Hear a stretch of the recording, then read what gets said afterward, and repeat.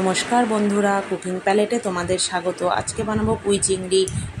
আমি এখানে চিংড়ি মাছগুলোকে নুন হলুদ মাখিয়ে নিয়েছি আর মাছগুলোকে ভেজে নিচ্ছি।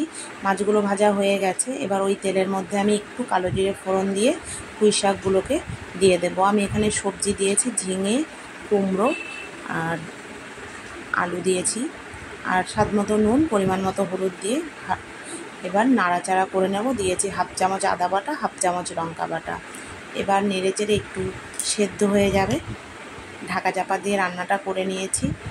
তারপর এখানে আমি দিয়ে দিলাম 1 চামচ চিনি আর চিংড়ি মাছগুলোকে দিয়ে একটু নেড়েচেড়ে নিয়ে নামিয়ে নেব। আমি একটু ঝোল ঝোল টাইপের রেখেছি, গরমের দিনে একটু ঝোল ঝোল জিনিসটা খেতেই ভালো লাগে। তো বন্ধুরা, রেডি হয়ে গেছে, এবার আমি নামিয়ে নেব।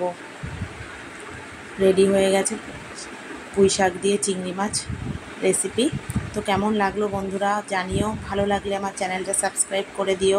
ভালো থেকো, সুস্থ থেকো। নমস্কার বন্ধুরা।